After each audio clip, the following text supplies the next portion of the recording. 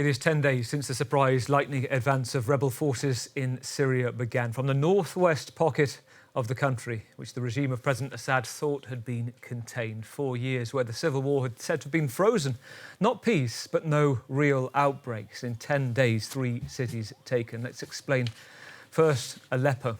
It was held by rebel forces. It's essentially been retaken. It was taken back a few years ago by the government with the help of Russia and Iran. Now the opposition continued, going 70 kilometres so south, taking the city of Hama in the centre. The group of Islamist fighters leading it is called HTS, or Hayat Tahrir al-Sham.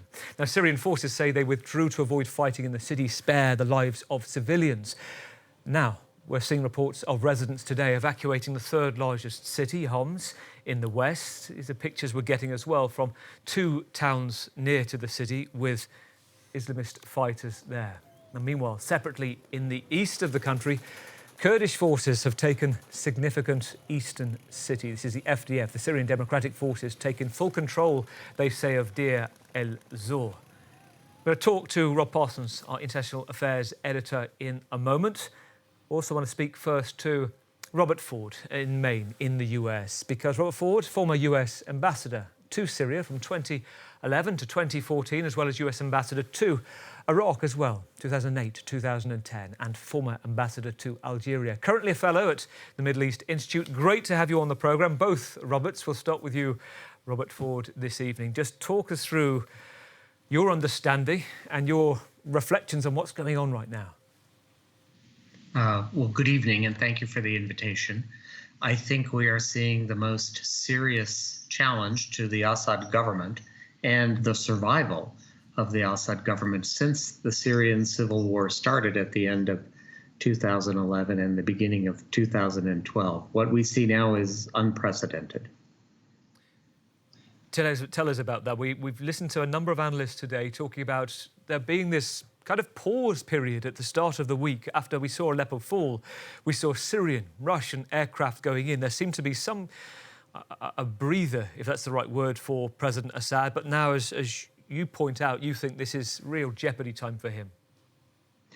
Never before has the Syrian armed opposition controlled in its entirety the country's second largest city, Aleppo, along with the country's 4th largest city, Hama. Southern Syria, just an hour south of Damascus, according to reports we're seeing, has also now risen up against the Assad government. The border crossing with Jordan has fallen again into the hands of armed opposition elements. And it remains to be seen if the government is able to put up any kind of effective fight at the 3rd largest city, the one you mentioned, Homs. If Homs falls quickly, we will see armed opposition elements reaching the outskirts of Damascus within days. Because this is the western city, very close to the coast. It's a kind of different demographic as well, isn't it, Robert? There's a large Alawite population there, and it is literally on the road to Damascus. It is literally on the road to Damascus, and the Syrian armed opposition did control a substantial part of Homs early in the civil war. The control of Homs was so vital to the survival of the Assad government back in 2012 and 2013 that Iran sent Lebanese Hezbollah for the first time in 2013 to fight for the control of the area around Homs. That victory by Lebanese Hezbollah and the Syrian army turned the initial tide of the civil war and stopped the opposition's great momentum back in 2013. Now we see, again, Homs under threat. Taking Homs would enable the opposition to cut land routes between the capital Damascus and port cities and communities up along the Mediterranean coast that are vital to the Assad government's survival. But unlike 2013, it seems that Lebanese Hezbollah cannot intervene, is not in a position to do so, too weak after fighting the Israelis in Lebanon. And the Iranians no longer have an easy capacity to send in other troops to help Assad. So President Assad, somebody you've dealt with at your time as ambassador, this is This is a man who's dealt with and cracked down brutally over the years during the civil war. Hundreds of thousands of people killed, many imprisoned. But it's a context. We're not dealing with a rebel that was 10 years ago, this Free Syrian Army that was funded by the UK, the US, the EU. This is a very different faction we're dealing with. So tell us about your understanding of HTS, the implications of its taking over this Islamist group, Hayat Tahrir al-Sham, its leader, Abu Muhammad al-Jalani, who was part of the Nusra Front, wasn't he? Who's still got a $10 million bounty on his head. Yes, he does have a $10 million bounty on his head from American authorities. We placed him on the American terrorism list back in December of 2012 for the first time because of the organic links between HTS's mother organization and al-Qaeda in Iraq. But I have to say, since 2012, this organization, this HTS, cut its links with al-Qaeda and actually fought and killed al-Qaeda loyalists in northwest Syria. It fought hard, sharp battles with the Islamic State, lost a lot of fighters, but eventually expelled the Islamic State from northwest Syria and the Aleppo area, and has since, over the last couple of years, has reached out to the Christian community, the remaining small Christian community in Idlib, enabled them to restore churches and resume church services. I'm not saying equality between Christians and Muslims, far from it, but not at all the way al-Qaeda or the Islamic State would treat Christians. And we see in Aleppo that so far, both the Kurdish and the Christian minority districts have been safe and secure. Remains to be seen if HTS continues to operate in such a fashion. Let me bring in Robert Ford, our international affairs editor as well, Rob Parsons, to the conversation. Very interesting what Robert Ford's just saying there, because he's talking about Abu Muhammad al-Jalani and talking about this group kind of appearing to change the way it's dealing optics. Anyway, it has a very slick media operation. I think he was filmed at one point this week being seen to be on the phone to fighters on the front lines saying, do not harm civilians. So he's aware of the optics around him right now. And I guess the other point here is his relation's going to become quite important with the leader in Turkey, President Erdogan, who has said this tonight, quote, "Our wish is that this advance in Syria continues without incidents." Yeah, I mean, we haven't been looking too closely at what Turkey's role in all this has been over the last few days, but there's no doubt that Turkey is supporting the advance of the rebel forces. The group that Turkey is supporting were instrumental in the seizure, capture of Aleppo. But you're right, it's interesting, and listening to Robert Fox there talking about, Robert Ford talking about al-Jalani and the direction he might move in and the role he's played in Idlib over the last few years, particularly towards ethnic and religious minorities. It's interesting that he's done a couple of major things, I think, with HTS over the last few years. First of all, on the military side, he's reorganized the HTS, made it a much more professional body of men, has trained special forces, has set up a drone operation, has got a night force operating, has got a chain of command, professional officers. None of that existed before. You know, when the Syrian army was fighting against the rebels before, they didn't, they weren't fighting such a professional outfit. That is critical now, I think, given too that the Syrian army is so much weakened now by the absence of Hezbollah and by the relative lack of support of the Russian Air Force and the relative lack of support coming from Iran. You know, two very important things happening at the same time: a weakening of the Syrian side and a strengthening on the rebel side, a professionalization of the force. Plus the thing that we were just talking about just now, you know, the political role that HTS has been playing over the last few years as well. The reach out to minorities, the Christians in Idlib that we just heard about. But in addition to that, reaching out to ethnic groups as well. through the setting up what's been called the Syrian Salvation Government in Idlib, almost as a preparation for taking power in Syria at some point down the line. And what we're seeing, excuse me for my voice, what we're seeing in Aleppo already is a devolution of power to groups that already exist in Aleppo, which seems to suggest a continuation, perhaps even a growth of the policies that we've seen towards minorities in Idlib, rather than a weakening of it. Robert Ford, it's interesting when we look at HTS, and it says it isn't a jihadist organisation, and yet it still talks of, if it was to take over these cities permanently, that ultimately underpinning society would be Sharia law. Do you regard it as a jihadist group? I don't, and I'll tell you why. First, long ago, the leader Jolani formally renounced any intention of conducting terror attacks outside of Syria, and he specifically said they would not attack any targets in the West. So that already separates them in a very big way from al-Qaeda and the Islamic State. And I'm not aware of any intelligence that suggests that Jolani and his organization, HTS, have conducted terror attacks outside of Syria.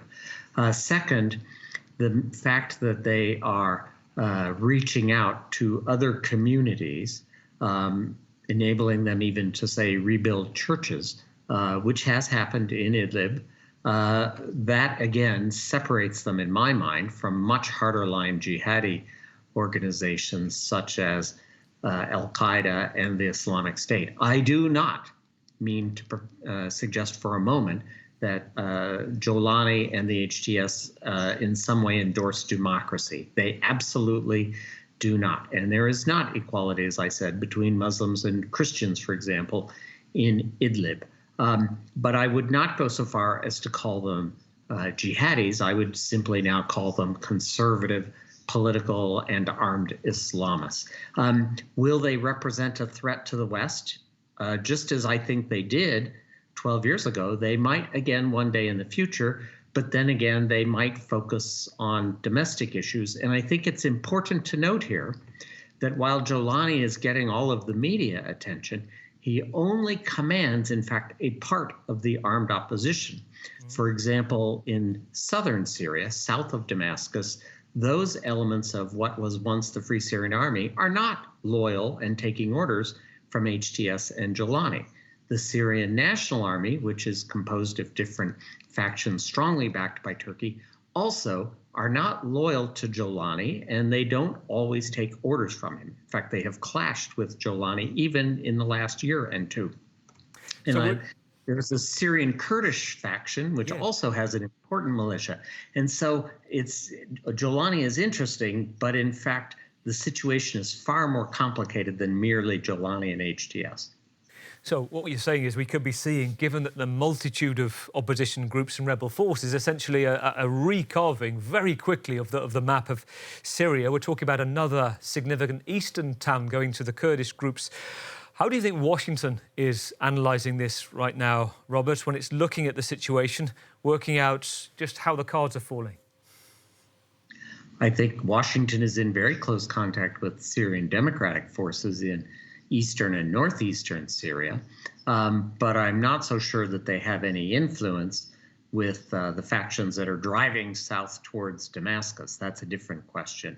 And in fact, earlier this week, the United States spokespeople said that the United States was not involved in any way with the armed factions driving down past Aleppo and Homs towards Damascus. So I think Washington is looking at it from an angle of what does this mean for the security of the roughly 900 American soldiers present in eastern Syria, along with American citizen contractors in eastern Syria? What does it mean for their primarily Syrian Kurdish militia allies, that one faction of Syrian Kurds, and understanding that they are not in a position to decisively shape what is happening around Damascus. That really is Turkey, Russia, and Iran. who doesn't Washington need to speak to now when it comes to the rebel groups? You talk about several different ones too. It's got links with the Kurdish groups, but who is the powerful figure, Robert? Do they need to talk to Giuliani? Or actually, is Giuliani subservient essentially to President Erdogan in Turkey? And that's a very interesting and complicated relationship, surely now. It certainly is, since, in a sense, all of the trade between Idlib and Turkey is vital to the economic survival of Idlib province and Idlib city, and frankly now also it will be with Turkey and Aleppo. So I think I'm a retired career diplomat, and I believe that it's important, especially in conflicts like this, for governments to have contacts with all sides. But because HTS is a designated foreign terrorist organization in American law, and also, I have to add, the United Nations Security Council designated in a resolution, designated HTS as a terrorist organization as well. It complicates direct contacts, but there are always ways to develop channels and at least have contacts and to sort of understand each other's interests and how, if possible, to avoid conflict.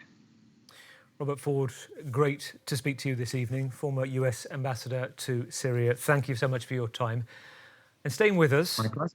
Thank you, Robert. We also have Rob Parsons. Just a quick word from you, just very interested in listening to the dynamics from former Ambassador. Yeah. It's very hard to predict this, so I'm not going to ask you where it's going, but just tell me your thoughts on the fact that they are literally on the road to Damascus and your sense of the threat to the Assad regime. Well, I would agree completely with what Robert Ford said at the start of his analysis of what's happening at the moment, that this is an unprecedented threat to the Assad regime. Do you remember a few years ago, in the initial years of the civil war, the Syrian army was crumbling. And the expectation was that Assad was about to fall.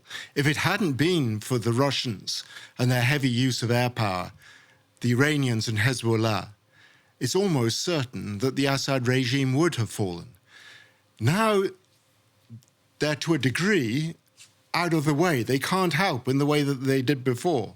And in the meantime, it doesn't appear as if the Syrian armed forces have grown any stronger. On the contrary, it would appear that they are weaker, if anything.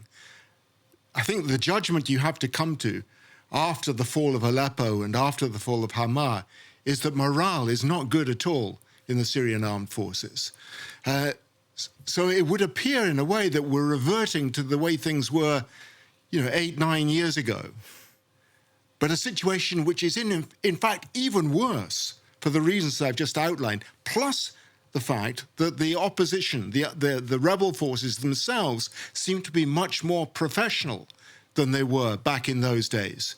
Much more organized, better equipped, and more together than they were in those days. I mean, it could all fall apart. The fissures are potentially still there. We know that the interests of the Kurds and the interests of the SNA are completely different, as are those of HTS as well.